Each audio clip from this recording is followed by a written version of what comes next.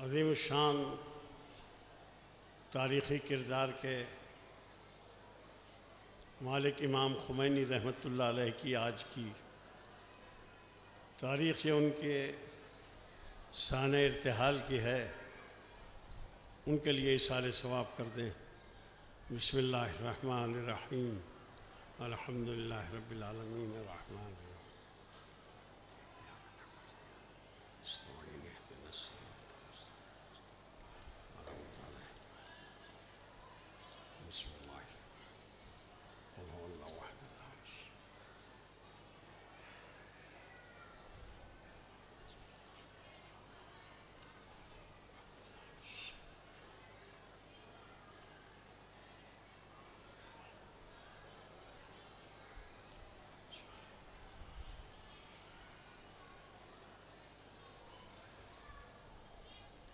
अऊज़ु बिल्लाहि मिनश्शैतानिर लईनिर रजीम बिस्मिल्लाहिर्रहमानिर रहीम अल्हम्दुलिल्लाहि रब्बिल आलमीन वल आक़िबतु लिल मुत्तक़ीन वल जन्नतु लिल मुवाहिदीन वन नारु लिल मुल्हिदीन वस्सलातु वस्सलामु अला रसूलिल्लाह व आलिहि तय्यबीन अत्ताहिरीन व लअनतुल्लाहि अला आदाइहिम अजमईन।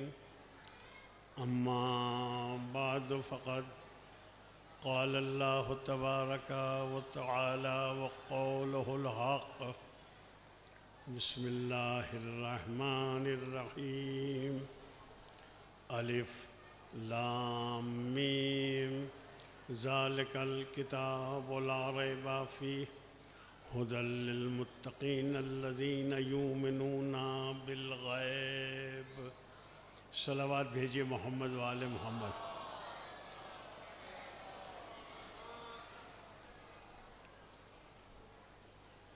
ये सिलसिला मजालिस अज़ा और उसमें आपकी मुसलसल शिरकत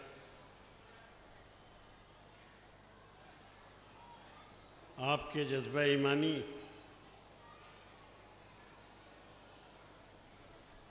का सबूत है। ज़ाहिर है कि आप जब चलते हैं घर से तो पोस्टर के ऊपर लिखा होता है सालाना मजालिस, जो हमारे आने का मकसद होता है। अब हम वहाँ से चलते हैं तो हमारा इरादा यही होता है, लेकिन यहाँ आने के बाद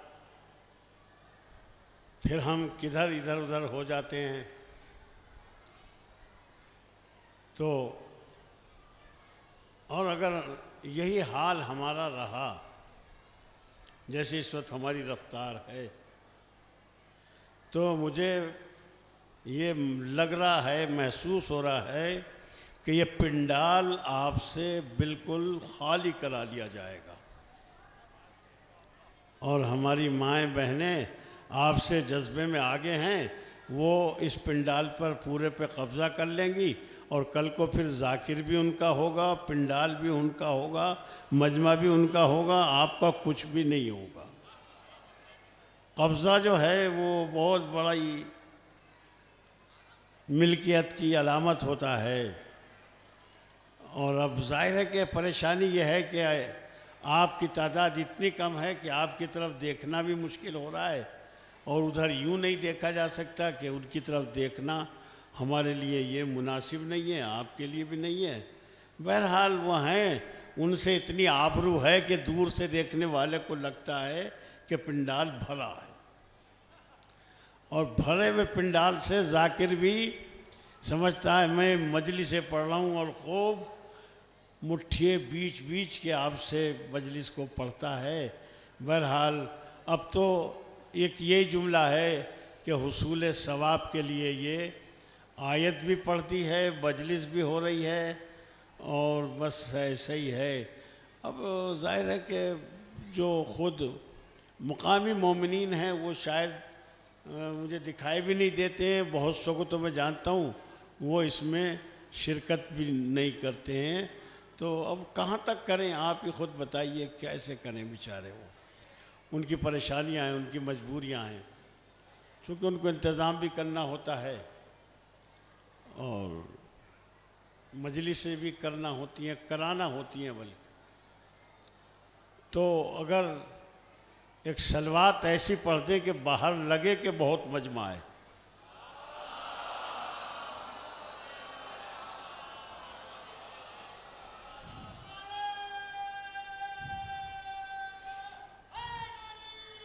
हाली चलिए, तो मैंने देखिए कि आयत पढ़ी है और बहुत थोड़े वक्त के लिए है, चूँकि हमें वक्त का पाबंद बनाया जाता है, वक्त दिया जाता है कि आपको इतनी देर पढ़ना है। अब अगर लिहाज मुरव्वत में 10-5 मिनट आगे निकल जाएं तो कोई ऐसी बात भी नहीं होती है, लेकिन हमें वक्त दिया जाता है और जो वक्त देते हैं वो बहुत अजीब अंदाज में देखते हैं वो, और अगर आपको वो देख रहे हों तो आपके लिए भी परेशानी हो जाएगी। उनकी इस वक्त सारी तवज्जो मेरी तरफ है और मुझे देख रहे हैं, जबकि अभी मैंने शुरू ही किया है। तो अभी चले जाएंगे, थोड़ी देर में फिर आ जाएंगे। एक सलवात भेज दें मोहम्मद वाले मोहम्मद पर।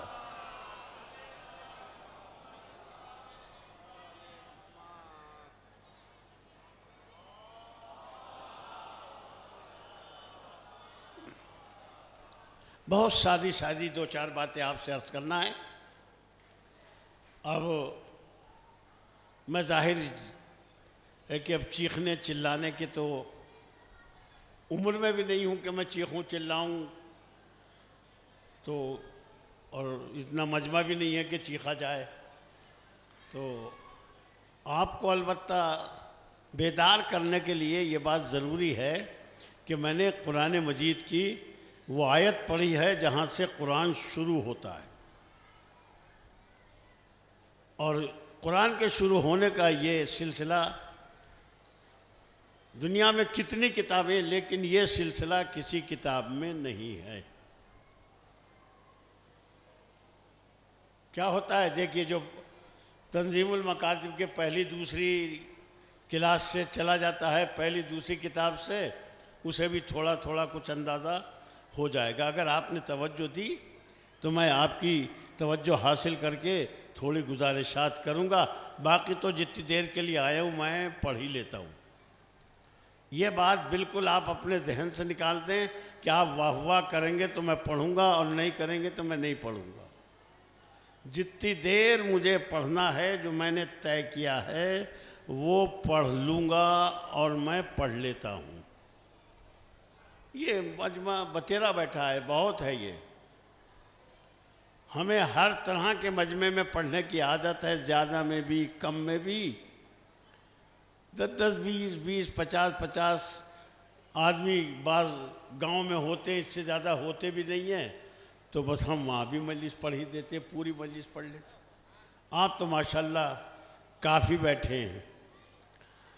तो अगर आप सोने का मूड लेकर आए हैं तो मौलवी तो कंधा हिलाकर सोते हुए को भी सुना ही देता है। तवज्जो दी, देखा है कभी कंधा हिलाते, और वो सुना भी देता है और कहता है समझा या नहीं समझा तू और कंधा हिला के कहता है सुन समझ, और फिर आगे बढ़ जाता है, फिर यही करता है। ऐसे ही करते करते वो मंजिल ख़त्म हो जाती है। ये मंजिल भी ऐसे ही कुछ सलवातें पढ़ते, कुछ गुजारिश करते हो जाएगा। तो मैंने जो ये पढ़ी है आयत कुरान मजीद में, ये पहली आयत अलिफ लाम मीम, ठीक है, सुन लिया आपने। ये आयत का मतलब क्या होता है? आयत का मतलब होता है कि एक बात पूरी हो गई, यानी एक मतलब पूरा हो गया। और जब आप कुरान खोलेंगे तो देखेंगे, अभी तो इधर देखिए, जब कुरान खोलें तो कुरान को देखना, जब खोलेंगे तो आप देखेंगे अलिफ लाम मीम, उसके बाद एक दायरे बने होते हैं गोल गोल। देखिए कुरान में दायरे गोल गोल, उसे क्या कहते हैं हम? आयत। वो दायरा होता, आयत नहीं होती, वो अलामत होती है। ये आयत जो होती है इसका मतलब होता है कि एक बात पूरी हो गई, कुरान ने एक मतलब पूरा कर दिया, एक बात आपको पहुंचा दी। अब आपको पहुंची कि नहीं पहुंची? कुरान तो कह रहा है कि हमने एक बात अलिफ लाम मीम कह के एक पूरी बात पहुंचा दी। पहुंच गई आप तक या नहीं पहुंची? नहीं पहुंची तो सलवात पढ़ दें आप।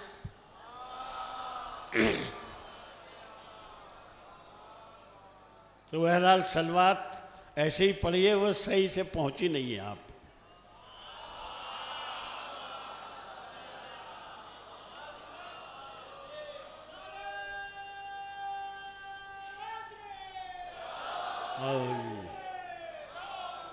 ये साथ नहीं लाया हूं मैं कभी, आप समझ रहे हो ये यहीं के हैं। तो मैं ये कह रहा हूं कि थोड़ा ऐसे ही करते करते मजलिस खत्म हो जाएगी। देखिए कभी तो जाकिर फंसता है, कभी मजमा फंसता है, कभी दोनों फंस जाते। आज दोनों फंस गए हैं, तो अब निकलने का रास्ता तो सबको याद होता है। अलिफ लाम मीम ये एक आयत है, पूरी एक बात कह दी गई। कुरान की एक आयत का बड़ा मतलब होता है, बड़ी अहमियत होती है, कुरान में है वो। और उसके आगे इरशाद होता है ज़ालिकल किताबु ला रैबा फी, ये वो किताब है जिसमें शक व शुबा नहीं है। आपको है, आपको भी नहीं है, किसी को भी नहीं है, किसी मुसलमान को भी नहीं है इसमें शुबा। एक को हुआ था, उसकी हालत ख़राब है। सुनाने को हो गया था, अब वो ये समझ रहा था पता नहीं चीख चीख के मैं क्या कर डालूंगा। अब कुरान ने उसे ऐसा कर दिया है कि जैसे अबरहे के लश्कर ने हाथी भेजे थे ना, काहे के लिए भेजे थे? ढाने के लिए खाने काबा को। अल्लाह ने इतनी इतनी सी अबाबील भेज दी, छोटे छोटे परिंदे, उन्होंने उसे कास्मी माकूल कर दिया। अब ये भी कास्मी माकूल होने वाला है। मैं तो उसका नाम भी नहीं लेना चाहता, कोई फ़ायदा नहीं है उससे।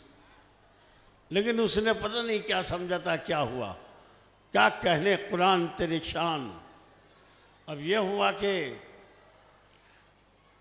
ये कुरान में एक जगह नहीं है कि साहब ये इस जगह आ गया है, तो ये इत्तेफाक था। एक जगह तो चलो फाउल हो जाता है, हालांकि कुरान फाउल नहीं होता है, लेकिन मान लें कि चलो एक जगह आ जाता तो ये हो जाता। सुन रहे हैं? देखिए सुननी पड़ेगी ये मजलिस, वैसे नहीं होने की खाली। आपको थोड़ी बहुत देर के बाद नारे वारे लगवा दिए जाएं, ऐसा तो मुझसे पढ़नी नहीं आती, मैं पढ़ नहीं पाता। आपकी परेशानी नहीं है ये, मैं नहीं पढ़ पाता। लिहाजा आपको बात बताऊंगा, बात अगर आपने सुन ली, वो आप तक पहुंच गई, तो भाई यही सब कुछ। कुरान मजीद में कितने सूरे हैं? अरे तंजीम के मकतब का भागा हुआ भी बता देगा कितने हैं भाई, हैं? कुरान में सूरे 100 ये है। और कुरान के 23 सूरे ऐसे हैं जिनके शुरू में इसी तरह के ये हुरूफ आए हैं।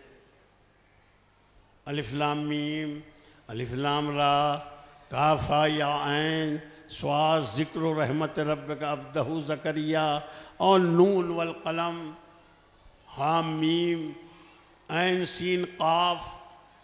ये कितनी जगह है? कितनी जगह है? मैंने बताया ना भी भाई आपको 29 सूरे हैं। 29 सूरों में से 4 मुकाम को छोड़कर अब कितने बचे? अरे भाई अब तो इतना तो यार, हैं? 25 या 24 देखो, कुरान में तो 24 बचे। 24 सूरे ऐसे हैं जिसके फौरन बाद अजमत कुरान की बात की गई है। अब समझ में आ रहा है आपके कुछ? जहां भी ये हैं अज़मत कुरान की गुफ्तगू है, अज़मत कुरान की बात की गई है। इसका मतलब यह है कुरान का इससे कोई ख़ास रब्त है, ज़्यादा हम इसे नज़रअंदाज भी नहीं कर सकते। ये भी नहीं कर सकते बस पता नहीं क्या हो गया और हो जाता है, ये तो हर किताब में हो जाता है, कुछ ना कुछ तो हो ही जाता है। वो जहाँ हो जाता है वो कलाम खुदा नहीं होता है। कलाम खुदा में कोई गुंजाइश इस बात की नहीं है कि एक ज़ेर ज़बर भी इधर से उधर हो जाए। अब मैं आपको ऐसा एक मुकाम बताता हूँ, इस मौका बताता हूँ कि जहाँ हमारे जैसे लोगों से ये ऐसा होता है। अरबी अदब का एक बहुत बड़ा स्कॉलर जिसका नाम असमई है। क्या है? असमई नाम था उसका। आपका भी कुछ ना कुछ नाम है, उसका यही नाम था। आपका क्या नाम है? क्या नाम है आपका? हैं? सुहेल। इनका सुहेल है, ऐसे उसका क्या था? लो तो याद ही नहीं। आप अभी बताया था ना मैंने। हैं? ये घर जाके कैसे याद रहेगा भाई? इस पे बयान है, टिका हुआ है। असमई उसका नाम था, अरबी का बहुत बड़ा स्कॉलर था, बहुत बड़ा। तो अब ये वाली बात यहाँ रोक के इसको सुनेंगे तो ठीक है ना। ये याद तो नहीं रही तो जैसे अभी अभी नहीं रही तो वो भी याद नहीं रही तो कुछ भी समझ में नहीं आएगा। और आप मेरी मजलिस भी जोड़ लोगे, एक उनकी भी सुनी थी। तो असमई आबादी और बस्ती की हमा हमी से घबरा गया और ने सोचा चलो भाई कहीं टहलने चलते, कहीं जाते, घूम के आए कहीं शहर के लिए। जैसे बहुत से लोग बघरे भी आए होंगे, चलो यार घर क्या कर रहे हो, बघरे ही चलो। ऐसे ही उसने कहा वहाँ चलो, घूम आए। और वहाँ एक मर्गज़ार किस्म का एक जगह थी जहाँ सब्जा था, हरियाली थी। असमई वहाँ पहुँच गया। अब बस्ती से, आबादी से घबरा कर निकल के आया था। अब थोड़ी देर हो गई, जब आदमी दिखाई न दिया तो अब घबराने लगा, यहाँ तो कोई आदमी नहीं है। आदमी ऐसा है नहीं कि वो तन्हा रह सके, उसे चाहिए कि किसी के साथ रहे। चला, इधर घूमा, उधर घूमा, इधर देखा, उधर देखा, उसे तो कोई दिखाई नहीं दिया। थोड़ी दूर पे चल के उसने एक बुजुर्ग को, बूढ़े को, और अरबी में कहें तो शेख को देखा, दिखाई दिया। अब दिखाई दिया तो इसको जान में जान आई कि एक आदमी को देखा। दुआ सलाम के बाद बैठ गए। सलाम अलैकुम का, अलैकुम सलाम। कौन का? मैं। आप कौन का? मैं फलां। और ये बात के बाद असमई को लगा के बूढ़ा जो है वो साहिब ज़ौक़ है, बुढ़ा है, खाए खेला है।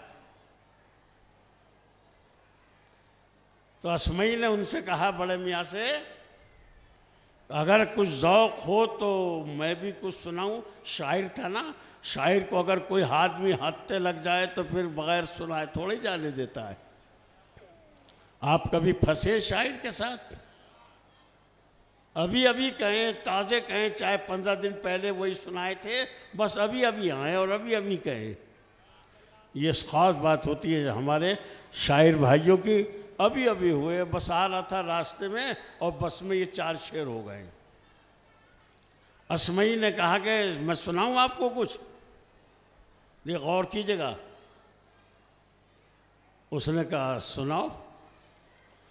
उसने अपना शेर सुनाना शुरू किया तो देखिए उस बुजुर्ग को देखिए, बूढ़े को देखिए। उसने कहा जनाब अगर आप सुना ही रहे हैं तो अपना तुम्हारा कलाम सुनने से क्या फ़ायदा, सुनाना है तो कुछ अल्लाह का कलाम सुनाओ। भाई या तो करो मत वाह वाह, या करो तो डट के करो, करो तो डट के करो। नहीं बस इतनी सी वाह वाह थी इसमें, बहुत बड़ी बात थी ये, तो सलवाती भेज दो भाई।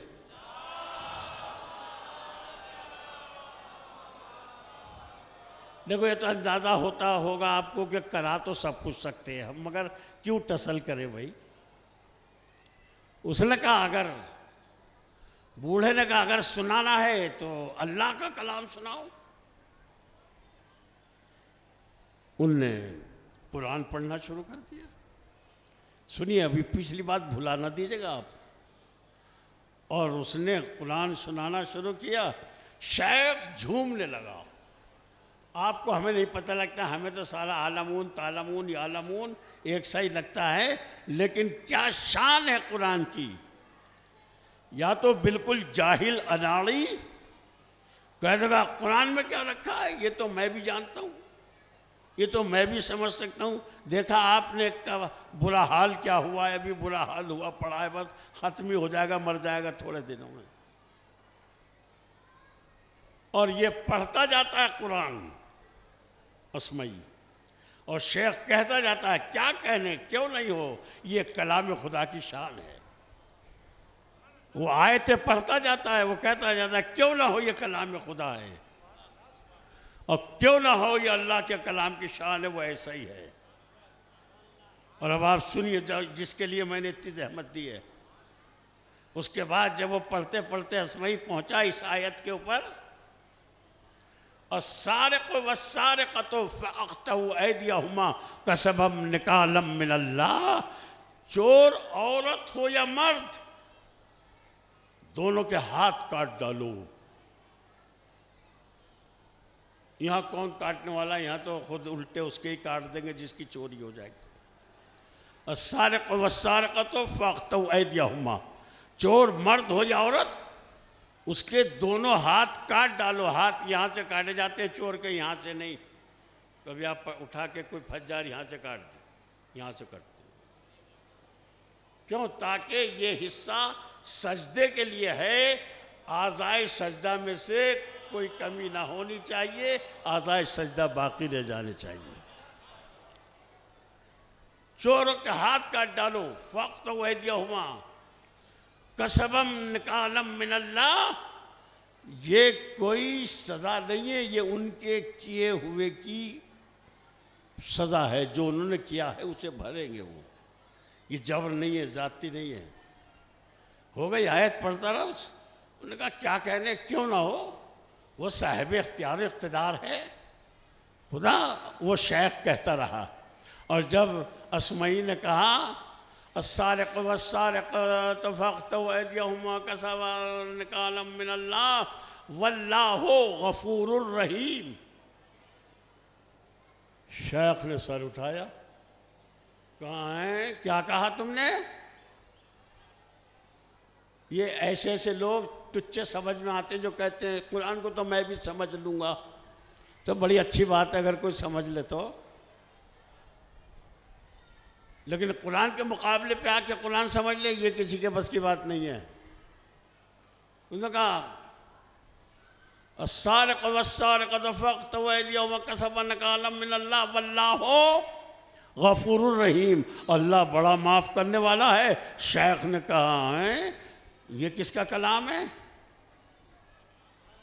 तो अल्लाह का कहना, ये अल्लाह का नहीं हो सकता। आपको कैसा लग रहा है, हो सकता है या नहीं हो सकता, नहीं हो सकता या हो सकता है, अरे कुछ तो कहो। उसने कहा, शेख ने कहा अल्लाह का कलाम नहीं है, जो तुमने अब तक जो पढ़ रहे थे वो कलाम खुदा था, और अब जो ये तुमने कहा है ये कलाम खुदा नहीं है। अब असमई का भी सर घूमा, वो भी बड़ा अदीब था, बहुत बड़ी हैसियत का आदमी था। उसने एक मरतबा अपने जहन को गर्दिश दी कि मुझसे गलती हुई कहाँ, मुझसे हुआ क्या ये जो ये अब तक तारीफ करते करते और अब ये कहने लगा एक मरतबा कि ये कलाम खुदा नहीं है। मैंने यही तो कहा है, वल्लाहु गफूरुर रहीम। तो उन्होंने कहा अल्लाह का कलाम नहीं। फौरन अस्मई ने अपने लैन को हासिल किया, जोड़ा राब्ता और कहा कि नहीं, वल्लाहु अजीजुन हकीम, अल्लाह साहिब गलबा और हिकमत वाला है। उन्होंने कहा यह कलाम खुदा है, ये है कलाम खुदा। तो आपको कैसा लगा? आपको लगा ये वो नहीं था और ये है?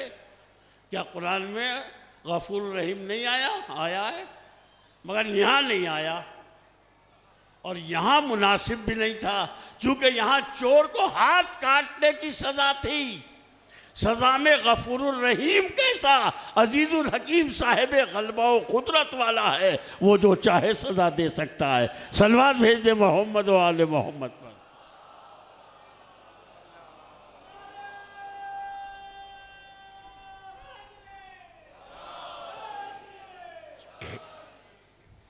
तो ये कुरान है। बस वक्त का अंदर ही रहूँगा मैं, ज़्यादा उसकी ज़रूरत नहीं है, लेकिन बस दुआ कीजिए मैं थोड़ा सा कुछ नतीजे तक कह ले जाऊँ। ऐसा नहीं है कि कुरान का जवाब लाने की अरबों ने कोशिश नहीं की, बहुत कोशिश की, बहुत मिलता है। और ये कैसे हो सकता था कि कोशिश ना करते? अगर जवाब ला सकते तो जवाब लाते, जंगे क्यों करते? जंगे की जंग आसान होती तो जंग कर ली, जवाब आसान होता तो जवाब ले आते। जंग कोई आसान थोड़ी थी, कितने मारे गए। बनी उमैया के घरों में सफ़े मातम बिछ गई एक एक जंग में, मगर जवाब नहीं ला सके और जंग की। तो कुरान ऐसे इतना आसान तो इतना है कि जो इसकी तरफ को बढ़ता है ये उसे खींच लेता है, ये अपनी तरफ खींचता है। चुनाचे अरबों ने जंगें की, सब कुछ किया, जवाब लाने की कोशिश भी की। तारीख़ में ये तो मिलता है कोशिश की, मगर कोई जवाब लाने की कोशिश नहीं मिलती कोशिश के बाद कि ये जवाब लाए थे। मिलता तो बिल्कुल जवाब होता, तारीख़ बताती, ज़रा ज़रा सी बातों के जवाब बताएं।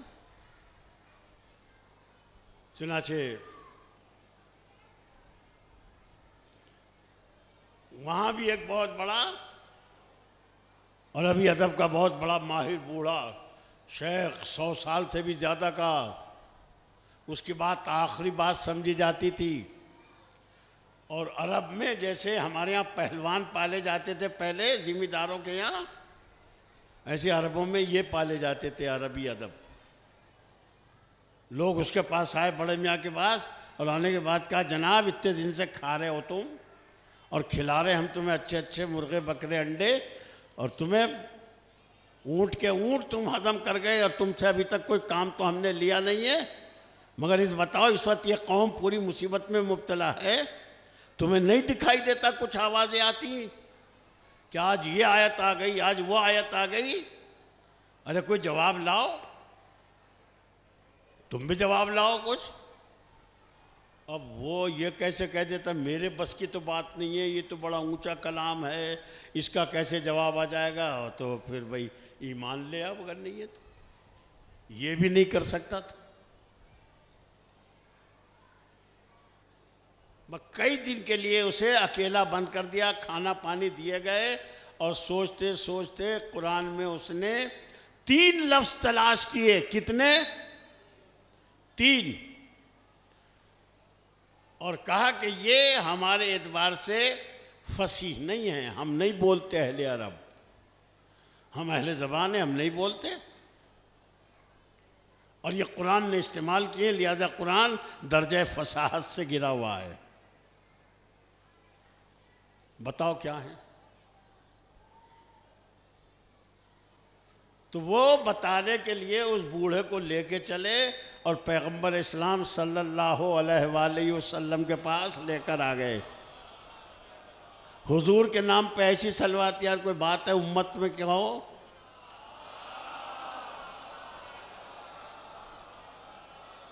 मैं हुजूर से मिलना नहीं है क्या? मुलाकात करोगे? किस मुंह से करोगे जिससे सलवात में नहीं भेजी जा रही?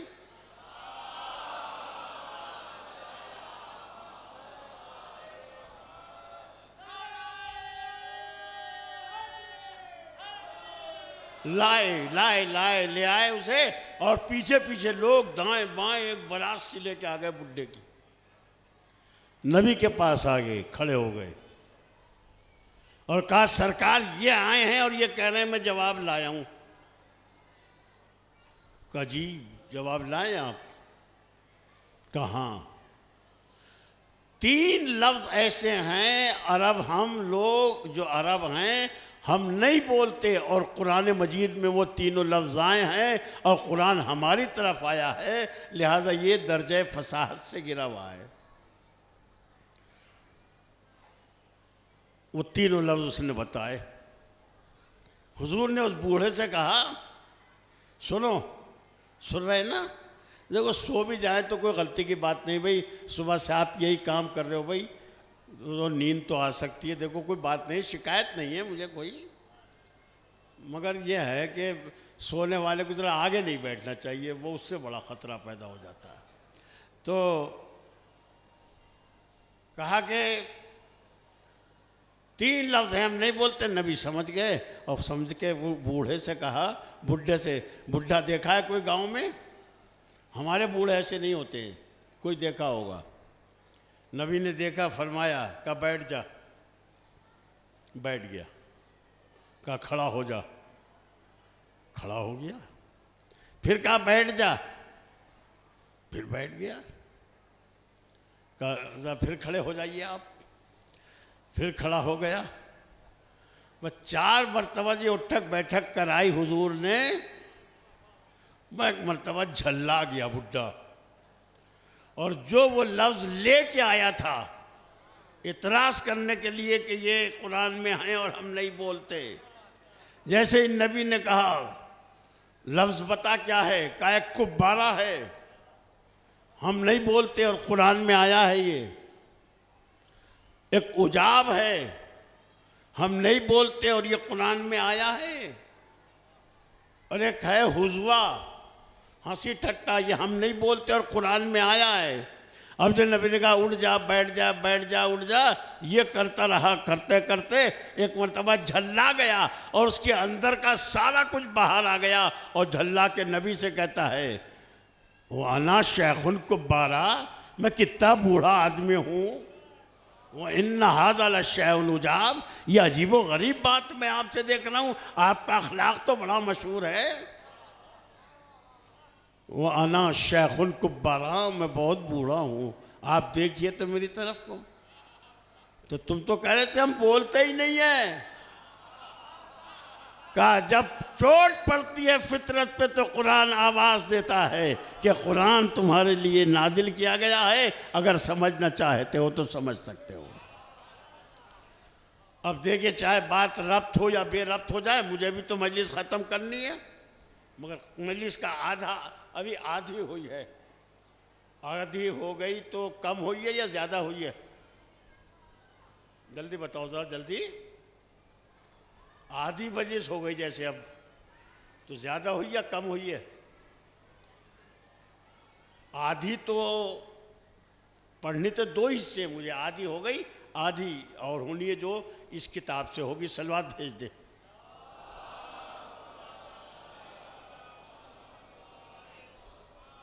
वरना बीच में रह जाएगी बात और पता नहीं चलेगा कि ये कहना क्या चाह रहे थे हम आपसे।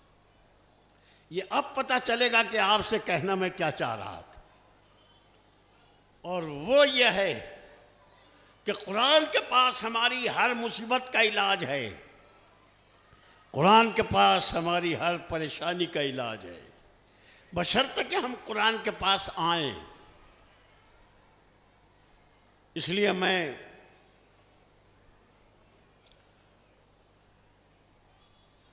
मक्के में मदीने में 2 कबीले रहते थे, एक कबीला औस और एक कबीला खजरज। रहते हैं लोग ख़ानदान कबीलों की शक्ल में, हमारे यहाँ रहते ही हैं।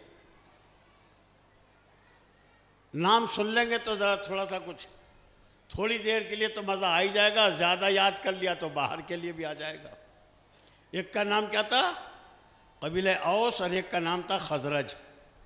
5 मिनट अगर ज़्यादा हो जाएं तो मुझे दे देना। और अब हम ऐसे बुढ़ापे की मंजिल में हैं, पता नहीं अगले साल को लेने वाला मिले ना मिले कोई। तो एक मर्तबा कहा हुजूर ने, वो कबीले औस और खजरज के लोग मदीने में आए, मक्के से मदीने आए, उनमें आपस में लड़ाई चलती थी। लड़ाई जानते हैं कैसी होती है लड़ाई? लड़ाई होती है लेकिन अरबों जैसी नहीं होती। वो लड़ते थे तो खाली ये नहीं था कि आज लड़ लिए, कल को किसी ने कह दिया यार माफ़ करो भाई, सफाई कर लो, और देखो बुरी चीज़ है, बुरी कोई नहीं जानते थे। 100 साल एक चीज़ पर जंग करते थे। मैं ये कुरान से इलाज बता रहा हूँ मेरे अजीज़ों। हमारे पास परेशानियाँ क्या हैं? परेशानियाँ यह है कि हमें अल्लाह ने 2 चीज़ें दी थी, एक अहले बैत दिए थे, एक कुरान दिए थे। हमने दोनों से वो सलूक नहीं किया है जिसलिए अल्लाह ने वो दोनों हमें दिए थे। आए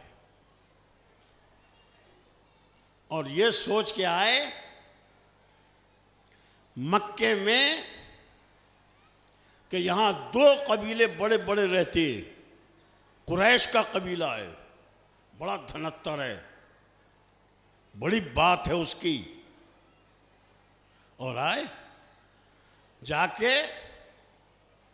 सईद बिन मुसैयब के यहाँ जाके मेहमान हो गए। उसने पूछा, 2 आदमी थे ये या 3। चाय पानी के बाद जो भी वहाँ की रस्म होगी नाश्ते की, पूछा कैसे तशरीफ़ लाए? तो उन्होंने कहा देखिए ऐसे बात साफ साफ अच्छी होती है, हम 2 कबीले, हम दोनों लड़ रहे हैं, बहुत दिन हो गए और अब हम कमज़ोर पड़ गए तो तुम्हारे पास मदद के लिए आए। समझ रहे हैं?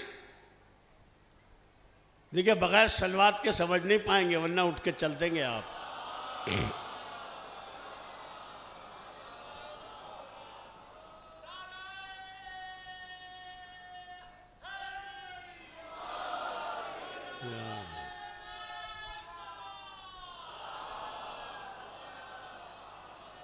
अरे आप सही सबक ले लो यार, देखो कैसी सलवात भेज।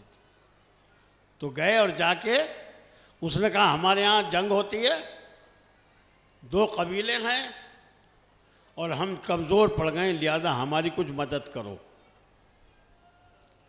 तो सईद मुसैयब ने कहा कि भाई हम क्या मदद कर सकते हैं तुम्हारी, इतनी दूर पे, यहाँ से सैकड़ों 700 किलोमीटर तो फासला है ही। अच्छा कोई ऐसा ज़माना तो था नहीं कि बटन दबा दो भैया जा गिरेगा। ये ट्रंप जैसा बावला होता कोई, वो तो दबा देता बटन के लाओ जो। अब ये तो चक्कर ही नहीं था, वो तो जंग थी बाकायदा। उसने कहा हम कुछ नहीं कर सकते आपका, और अगर कुछ कर भी सकते, अब यहाँ से देखो सुन लो, नहीं सुना तो आप मुझे परेशान कर रहे हो और मेरा कुछ नहीं कर रहे आप। सलवात भेज दो, एक दो सुनाता हूं मैं आपको।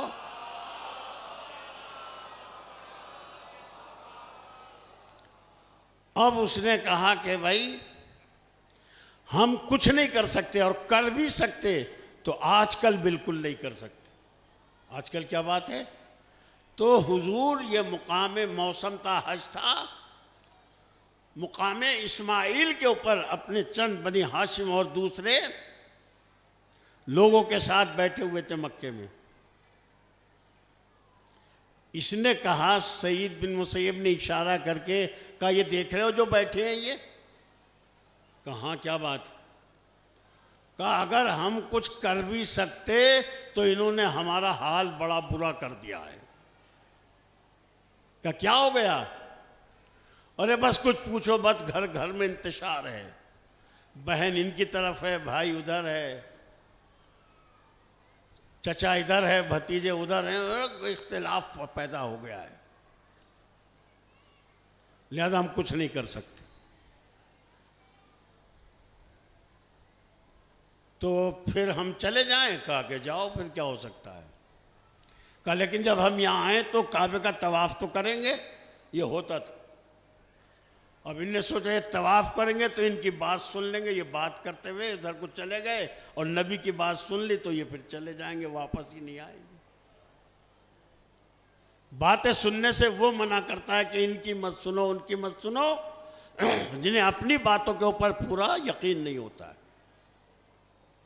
गए और कहा कि हम जाएंगे तो जरूर, इसलिए कि जब वापस जाएंगे और पूछेगा कोई तो हम क्या बताएंगे वहां जाके। तो उसने बहुत अक्लमंद समझ के कहा कि लो अच्छा, अगर ऐसा ही है तो जाओ, मैं मना नहीं करता, लेकिन कानों में रुई ठोस लो। क्या करो?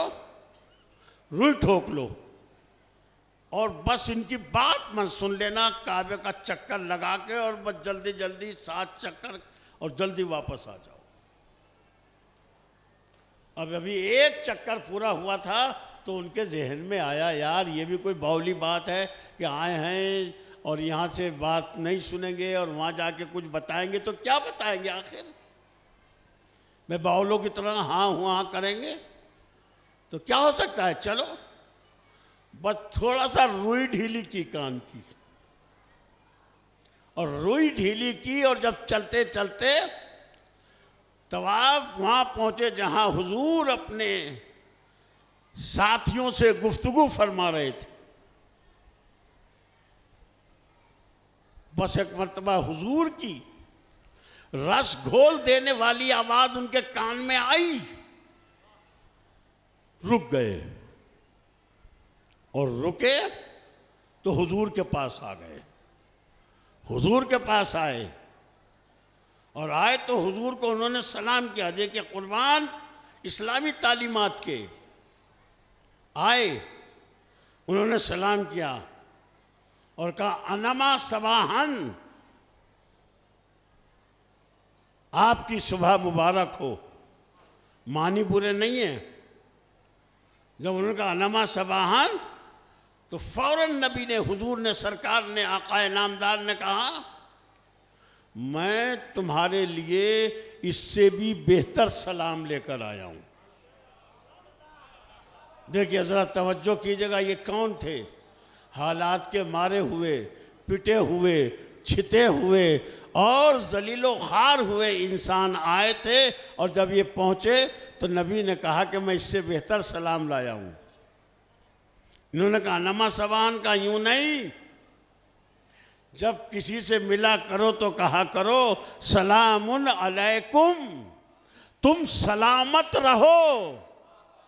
जहां लड़तों को छुड़ाने वाला ना मिले वहां कोई सलामती की बात करे, यह इस्लाम का वो पैगाम था जो इनके दिलों में फौरन उतर गया। आप क्या कह रहे हैं? वो सोच रहे थे यहाँ तो कोई लड़तों को छुड़ाता भी नहीं है, बल्कि जो आता है कहता लड़ जा देखा जाएगा, अड़ जाओ देखा जाएगा, और क्या फ़ायदा ऐसी जलील ज़िंदगी से, मर जाओ कट जाओ, ये सब करते हुए आते थे। वहाँ छुड़ाता कौन था? बस अब जो उसके कान में ये आवाज़ पहुँची तुम सलामत रहो, उन्हें तो ऐसा लगा जैसे उनके मरज का इलाज मिल गया। और मिल गया तो आए और नबी के पास आके बैठ गए, और बैठ के कहते हैं देखिए इस्लाम की क्या तासीर है। इस्लाम की वही तासीर है जो हम सबके पास होनी चाहिए। जानने के लिए बेचैन होना, जानने का मुतालबा करना, जो तालीम दे सकता है उसके करीब आना, ये इस्लाम का बड़ा मसला है। वो आए और आके बैठ गए। बताइए आप क्या लाएं हमारे लिए? देखिए लड़ने वाले, भिड़ने वाले, एक दूसरे छोटी छोटी बातों पर कत्ल कर देने वाले जब आके बैठे, क्या बताइए आप क्या लाएं? बस उन्होंने कहा कि बताइए आप क्या लाएं। बस फौरन एक मर्तबा जैसे ही उन्होंने कहा आप क्या लाएं, बस मजलिस खत्म हो जाएगी बहुत जल्दी। बल नबी को मौका मिल गया। सलाम के जरिए से जो नबी ने बात पहुंचाई, बड़ी कारगर बात थी। और एक मरतबा जैसे ये कहा कि आप क्या लाए हमें बताइए ना, वो फौरन सरकार ने मौका देखा, गनीमत देखा। अब आप सुनिएगा, ये मेरी मजलिस का आखिरी रुख है और अब तक जो कुछ पढ़ा था इसी के लिए मैंने गुजारिश की है। नबी ने सूरे अनाम की 3 आयतें पढ़ी, 151, 152 और 153। मैं आपसे मिंबर से गुजारिश कर रहा हूं कि आप इसको तवज्जो दीजिएगा खाली, और सुनने की कोशिश कीजिएगा, तो इंशाअल्लाह इन आयात का असर कितना ज़्यादा हुआ। मक्के की फतह इन्हीं आयतों की वजह से हुई, मदीने में इस्लाम इन्हीं 3 आयतों की वजह से फैल गया और सारा मदीना और मक्का मुसलमान हो गया। कुरान की तासीर देखिए, कोई एक बावला सरफिरा बैल बांगड़ू बकता फिरे के कुरान तो मैं समझ सकता हूँ, तू क्या समझेगा? तेरे क्या बस की बात है? तू तो खाली बस क्या कहें, कैसा था यार, जैसा भी था। नबी ने फौरन 3 आयतें पढ़ी। देखिए सारी तो मैं तीनों की तीनों पढ़ तो सकता हूँ, मैं पढ़ दूँगा, लेकिन अगर आपकी तवज्जो देखूँगा तो ज़रा कायदे से पढ़ देंगे, नहीं तो उतर जाएंगे। हमें भी जाना है भाई। ज़रा सलवात भेज दे मोहम्मद वाले मोहम्मद पर।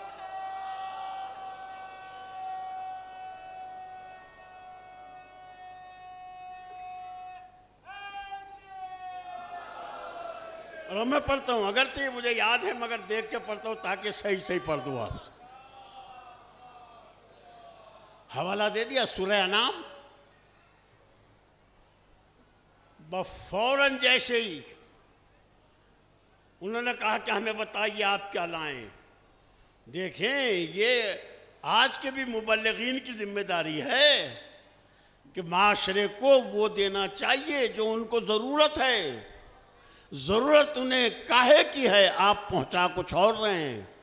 आप अपनी मजलिस चलाने और चमकाने के चक्कर में उल्टे सीधे धंधे कर रहे हैं। दलाल बिठाते, इधर बिठा जाओ तुम उधर को बैठ जाओ। अरे ये क्या करेंगे बेचारे? सही सही मजलिस देखो, मेरी मजलिस नहीं चली मुझे इसका तो पता है, लेकिन मैंने पैगाम पहुंचाने में कोई कमी नहीं की है। जब आपका और मेरा सामना अल्लाह का हो अगर हुआ तो मैं कह दूंगा मैंने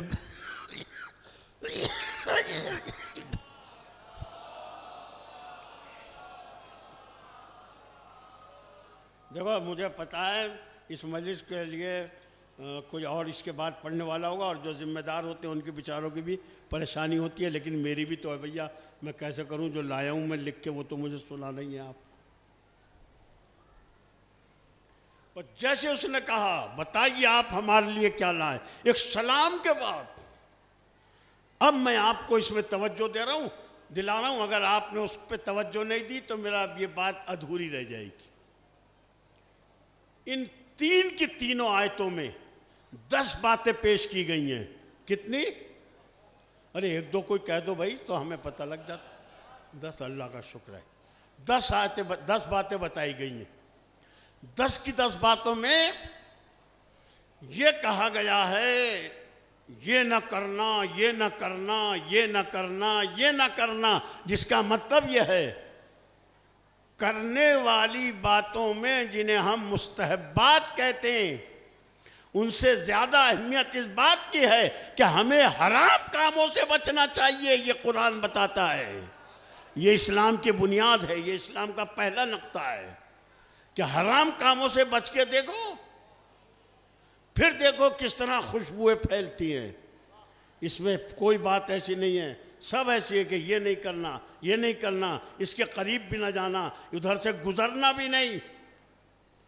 आज पहले दिन आए, अभी सरकार थोड़ा हल्का हाथ रख के कहिए नमाज पढ़ लिया करो, रोज़ा रख लिया करो, देखो ये कर लिया करो, वो कर लिया करो। कहा नहीं, जो कौम हराम से नहीं बच सकती वो कारे खैर करके कभी कामयाब नहीं हो सकती। दरगाह पे आने के बाद चढ़ावा चढ़ा दो, यहाँ आने के बाद देग उतार दो, यहाँ आने के बाद गोलक में पैसे डाल दो, इससे कुछ नहीं होता जब तक कि तुम यहाँ आने के बाद हराम कामों से न बचो। यहाँ माँ बहनें भी आई हैं, यहाँ तुम भी आए हो, जब तक इनको तरफ को तुम्हारी नज़र में परहेजगारी नहीं होगी, दीनदारी नहीं होगी, तुम्हारा ना आना कामयाब है, न यहाँ से जाना कामयाब है। सलवात भेज दे मोहम्मद व आले मोहम्मद।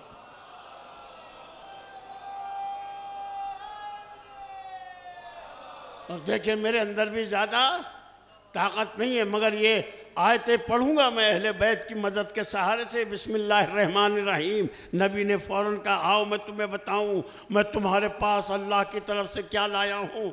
कुल तालो अत्लु मा हर्रम रब्बुकुम अलैकुम अल्ला तुशरिकू बिही शैआ। अल्लाहु अकबर। आओ बताऊं, आ जाओ, मैं तुम पर तिलावत करता हूँ, बताता हूँ कि तुम्हारे रब ने तुम पर क्या क्या चीज़ें हराम करार दिए हैं। ये नहीं वाजिब करार दिए, हराम करार दी हैं। जब तक दीन में हराम से नहीं बचा जाएगा, जब तक दीन का भला नहीं होगा, ना तुम्हारा भला होगा।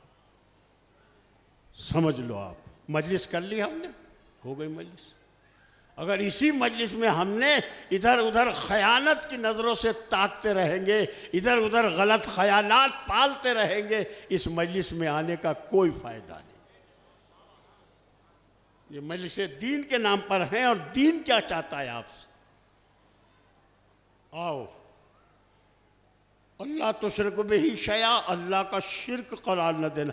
देखिए शिर्क बड़ी बारीक मुसीबत है, शिर्क बड़ी बारीक मुसीबत है, जिससे हमारा मामला, हमारे मजालिस, हमारे इज्तिमात बड़ी आसानी से इस काम को कर जाते हैं। शिर्क मालूम है कैसे होता है। बड़ी उलमा भी बैठे हैं यहाँ। मुसीबत ये हो गई है, उलमा यहाँ बैठे हैं, लेकिन जब यहाँ के बैठते हैं तो ये नहीं कह पाते, बेचारे डर जाते हैं। जो डरता रहेगा वो दीन नहीं पहुँचा सकता। जो आपसे डर जाए, क्या वहाँ जाके दीन पहुँचा देगा जहाँ गैरों को दीन पहुँचाना हो? नहीं, बेकार है वो, बोगस इंसान है। शिर्क न करना। शिर्क क्या होता है? हमारे यहाँ शिर्क बड़ी आसानी से हो जाता है। आप चलते चलते गिरना चाहता था, मुझे एक आदमी ने उठा के बचा लिया। मैंने कहा भाई आज तो आपने बचा लिया, नहीं मैं तो मारा गया था। तो अल्लाह कहाँ चला गया था भैया? अरे आप ना होते तो आज ये कुत्ता तो मुझे खा ही जाता। ये है दीन में गुंजाइश है इस बात की? नहीं है। चलो ये तो और बातें, और दूसरी भी बातें हैं। हम वाजिबात को छोड़ के और हराम चीज़ों की तरफ तवज्जो न करते हुए हम खाली उन चीज़ों की तरफ करते हैं जिसमें हमें कुछ करना नहीं पड़ता है। पैसे वाला है देग उतार सकता है, पैसे वाला है चढ़ावा चढ़ा सकता है, गरीब है उसे खा सकता है। लेकिन गौर तो कीजिए, जो अल्लाह ने तुम्हारे ऊपर रखा है उसका क्या होगा? अल्लाह तुशरिकू बिही शैआ, शिर्क न करना। सबसे बड़ी मुसीबत दीन में शिर्क है। जब शिर्क होता है जमीन पे सबसे बड़ा जुल्म होता है। वो बिल वालिदैन इहसाना, ये भी बहुत बड़ी बीमारी है। माँ बाप के साथ अच्छा सलूक करना। कितनी औलादें हैं जो इस वक्त बदतमीजी पे उतर आती हैं बहुत छोटी छोटी बात पर माँ बाप से, जबकि वही कुरान माँ बाप के लिए हुक्म देता है कि अगर माँ बाप बिला वजह भी तुम्हें डांटें तो वला उफ़िन लहुमा, उनके सामने उफ भी ना करना। उफ जानते हो क्या है? उफ कोई जवाब नहीं है, उफ कोई बदतमीजी नहीं है। अगर वो खींच के तमाचा मारे तो ये भी मत कहो हाय बर गया मैं, ओहो आपने तो बड़े जोर से मार दिया ना, ये नहीं कह सकते। कहा जी करते तो हैं लोग, करने वालों को मैं नहीं जानता, लेकिन आप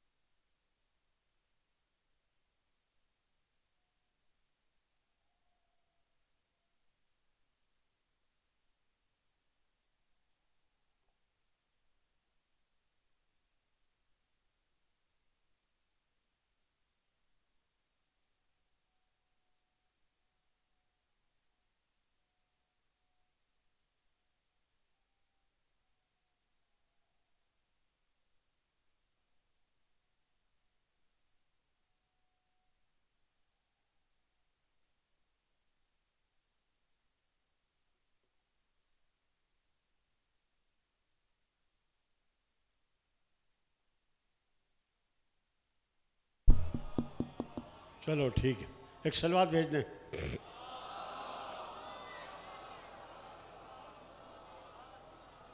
वो बिलवालिदैन इहसाना, माँ बाप के साथ अच्छा सलूक करना। वला तख्तलू औलादकुम मिन इमलाक, ये अरब से उनसे कहा जा रहा है, आपसे भी। रिस्क के खौफ से औलादों को कत्ल न करना। जो इस वक्त एक बात चल पड़ी है, यहाँ छोटी फैमिली हो तो ज़रा अच्छी मेंटेन हो जाती है, बहुत छोटी सी तरह फैमिली होती तो मेंटेन हो जाती है। खुदा कहता है नहीं, औलादों को रिस्क के खौफ से कत्ल मत करो। राजिक तुम नहीं हो, राजिक हम हैं। तुम्हें कौन देता है? हमने रोजी दी है, इनको भी हम ही देंगे जिनको तुम्हें दी है। अब देखो मैं पढ़ ही जा रहा हूँ यार, कहीं देर ना हो जाए। ओ खुदा कुरान खुद ही कहता है, नहनु नर्ज़ुकुकुम व इय्याहुम, तुम्हें भी हमने दी है, इन्हें भी हम ही रोज़ी देंगे। चलो ख़त्म करता हूँ बस। फिर कभी आपके हमारी तो मुलाकात होती रहती है इस इलाके पे, इंशाल्लाह फिर आपको सुना देंगे। ये हमने इसीलिए जेब में रख लिया है इसको। तो कुरान हमारे पास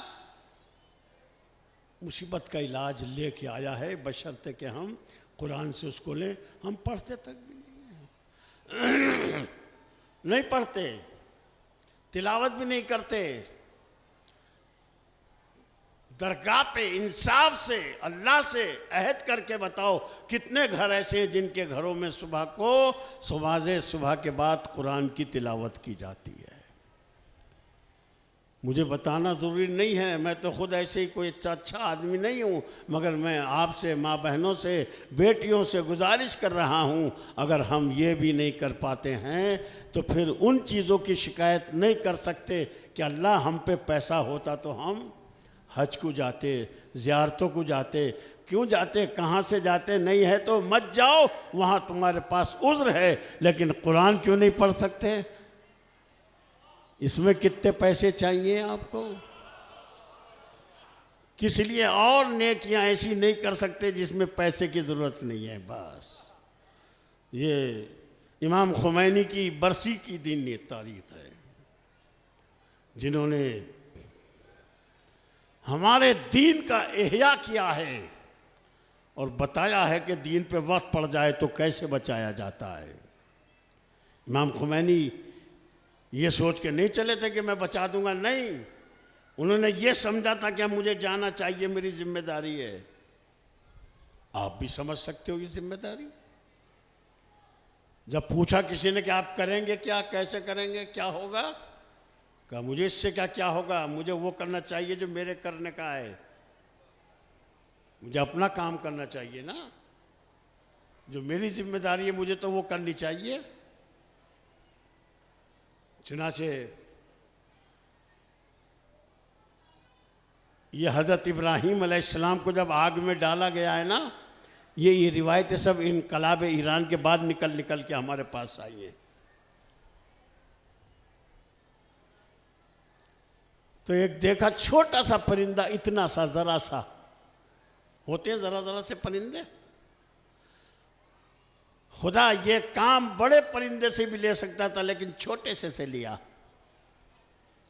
ताकि वो बड़े, जो गिद्धों की तरह बड़े होते हैं, जो चील कव्वों की तरह बड़े होते हैं, उनका मतलब, उनका वजूद समझाया जाए क्या होता है। वो माशरे को नुकसान पहुंचाते हैं। छोटा सा एक परिंदा चला जा रहा था, किधर जिधर आग रोशन थी इब्राहिम को जलाने के लिए, वो जा रहा था। दूसरे चील, कव्वे, गिद्ध, मोर, इस टाइप के ये मिले निखट्टू लोग। कहा कहाँ जा रहे हो? कहा देखते नहीं है कि इब्राहिम को जलाने की कोशिश की जा रही है, खलील खुदा है। कहा तो तुम क्या करोगे? कहा मेरी चोंच में पानी है, मैं इसे डालूंगा जाके। कहा इससे क्या हो जाएगा? कहा कुछ भी ना हो, मेरा फरीजा तो अदा हो जाएगा, जो मेरी जिम्मेदारी है वो तो पूरी हो जाएगी। बस मेरे अजीजों, जब भी कभी ऐसा कोई वक्त पड़े, अपनी जिम्मेदारी अदा करो। अपना फरीज़ अदा करने की कोशिश करो। मैं ज़्यादा इसलिए नहीं कह रहा हूँ, मैं भी कोई अच्छा आदमी नहीं हूँ। बस सरकार सैयद शुहदा इमाम हुसैन मदीने से निकले। क्यों निकले थे? उसी ख़त पर इमाम खुमैनी भी निकले। क्यों निकले थे? कि मैं दीन खुदा को बचाने जा रहा हूँ। दीन बचा जो हुसैन ने बचाया था या नहीं बचा? बच गया। ये उसी का तुफैल है जो बैठे हो कि हुसैन ने दीन बचा के आपके हवाले कर दिया। और मदीना छोड़ दिया। ये लफ्ज़ें तो बहुत छोटी हैं कि छोड़ दिया। इतना छोटा काम थोड़ा ही था कि हुसैन ने मदीना छोड़ दिया। मदीना थोड़ा ही छोड़ा, माँ की लहर भी तो छोड़ी, नाना का मज़ार भी तो छोड़ा,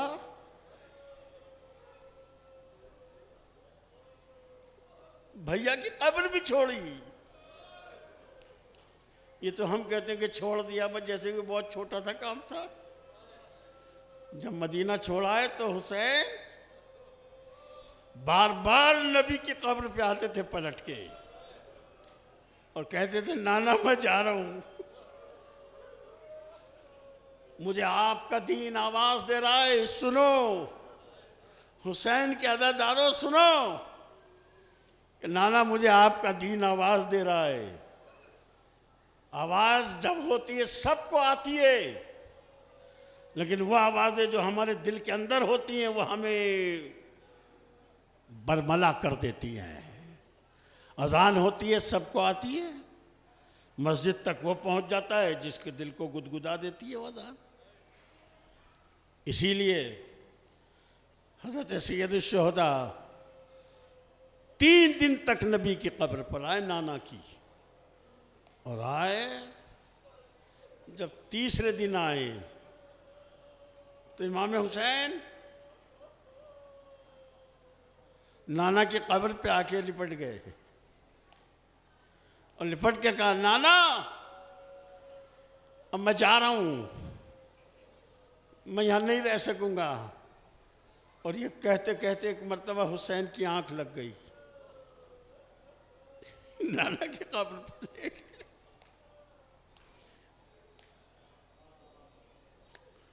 आवाज आई मेरे लाल जाओ, तुम्हारी माँ भी मेरे पास आई थी,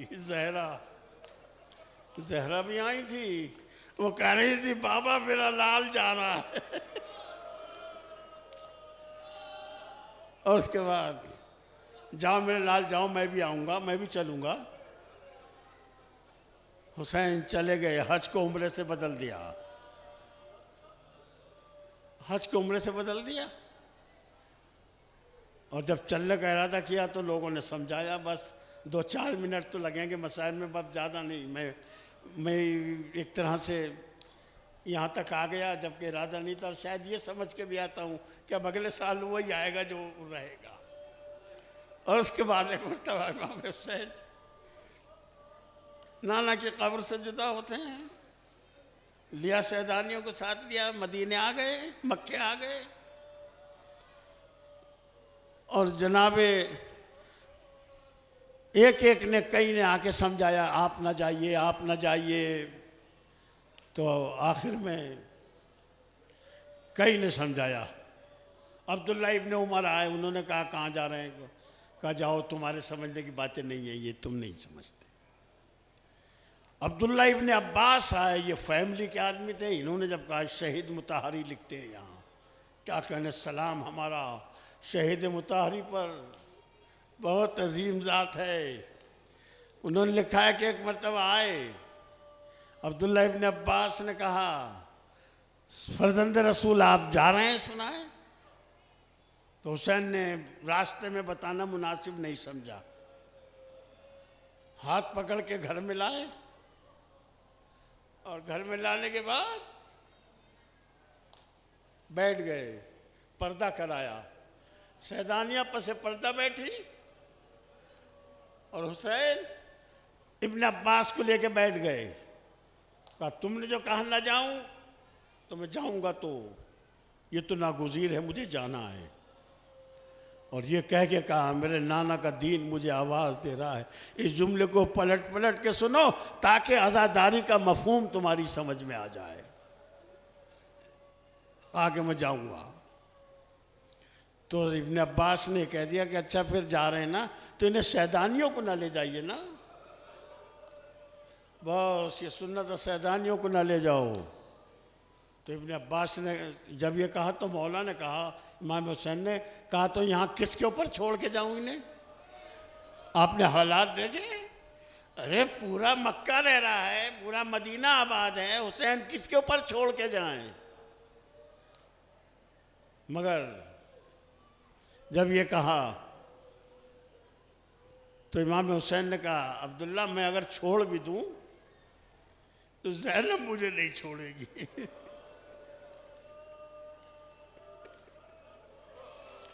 ज़ैनब मुझे नहीं छोड़ेगी। और ये आवाज़ ज़ैनब के कान में पहुंची। वहीं से ललकार के कहा, ओ अब्बास के बेटे, तुम जाओ, ये तुम्हारे समझने की बातें नहीं हैं। क्या बहन हुसैन को छोड़ देगी? मैं कैसे छोड़ दूंगी? मेरी अम्मा ने वसीयत की थी, बेटी अगर हुसैन जाए तो तन्हा न जाने देना, हुसैन के साथ जाना। जाओ अब्दुल्ला, तुम जाओ। अब्दुल्ला भी चले गए, हुसैन भी चले गए। हज को उम्रे से बदल दिया। करबला आ गए 2 मुहर्रम को। तारीखें गुजरती रही, मैं ख़त्म करता हूँ। तारीखें गुजरती रही, शब आशूर आ गई और हुसैन मसरूफ़ अमल हैं। एक एक खेमे की तरफ जाते, चलते चलते हुसैन जनाब ज़ैनब के खेमे पे आ गए। ये भी शहीद मुताहरी ने भी लिखा है और सैयदुल उलमा ने भी। और आके हुसैन खड़े हो गए बहन के साथ। देखा ज़ैनब सर झुकाए बैठी। आके हुसैन बहन के पास बैठ गए। भाई बहन में बहुत देर बातें हुई और बात होते होते जनाब ज़ैनब ने ये कहा, भैया मुझे आपकी बातों से ऐसा लग रहा है कि आप जैसे सुबह को शहीद हो जाएंगे।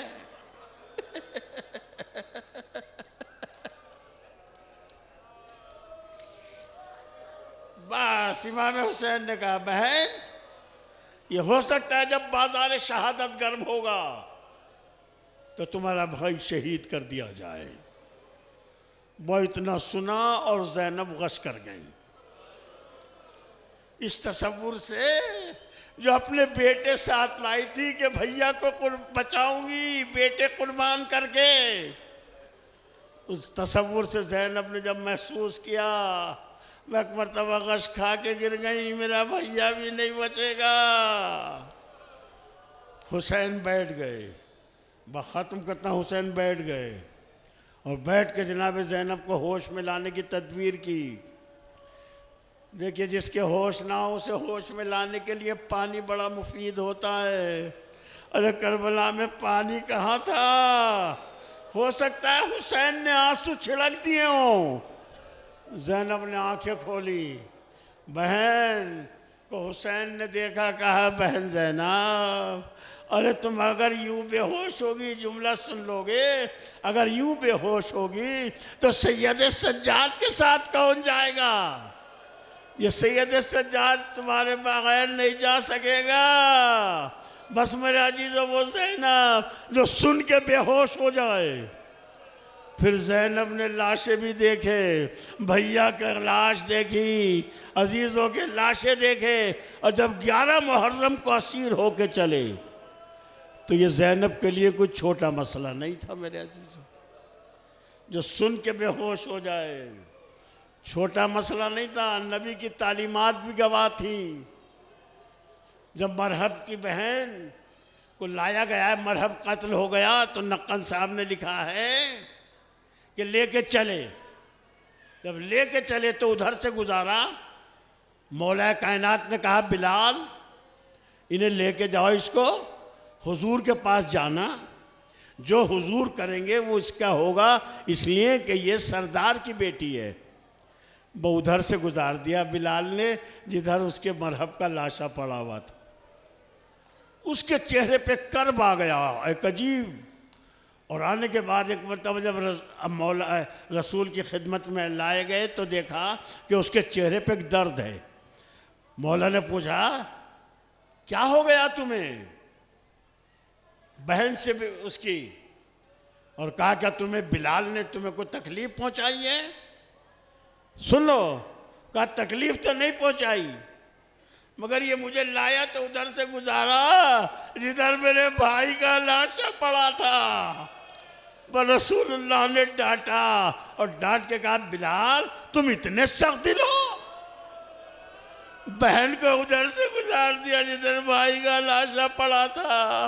अरे ज़ैनब तुझ पे हमारा सलाम। ज़ैनब गुजरती चली गई, भैया का लाशा देखा। सैयद सज्जाद भी साथ थे। सहन ज़ैनब तुम्हारे बगैर न जा सकेगा सैयद सज्जाद। और ये कह के एक मर्तबा देखा कि सैयद सज्जाद की हालत अजीब है। वहीं ज़ैनब ने कहा बेटा ये क्या हो गया, तुम्हारे चेहरे पर क्या है? कहा फूफी अम्मा इन्होंने अपने नजिस लाशे तो दफन कर दिए, फातिमा का लाल बेगोरो कफन पड़ा हुआ है। कहा ज़ैनब ने सैयद सज्जाद का हाथ पकड़ा और पकड़ के कहा कि बेटा चलो अभी पहले भैया का पैगाम पहुंचा दे। मगर ज़ैनब इस मुसीबत को न भूली। जब रिहा हो के मदीने पहुंची तो एक मरतबा रसूल के रोज़े पे आई और शिकायत की नाना गम तो बहुत है मगर एक गम मुझे नहीं भूलता, और वो गम यह है कि यहाँ में जब लाए तो उधर से गुजारा जिधर मेरे भाई का लाशा पड़ा हुआ था, और मुझे ऐसे लेके आ गए जैसे हुसैन मेरा भाई नहीं लगता था। मैं चली आई फिलाही बेहक़ ज़हरा अभी हा वो बाल। महबूद इन आवाज़ों पर रहमत नाज़िल फरमा। परवरदिगार ये तेरे प्यारे हुसैन के अज़ादार है, कोई गम न दे अलावा गम सैयद शुहदा के। हुज्जत आखिर का वास्ता, नबी आखिर का वास्ता, आखिरी किताब का वास्ता, आले मोहम्मद की शहादत और सियादत शराफतों का वास्ता, तमाम मोमिनीन जहाँ कई आबाद जान माल इज़्ज़त आबरू की हिफाजत फरमा। तशरीफ़ रखें। इसके बाद मजलिस है। अब आप तो 3-4 दिन के लिए इसी काम के लिए आए हैं, ये कहना ही क्या है कितनी मजलिसें हैं। इंशाअल्लाह खुदा कबूल फरमाए।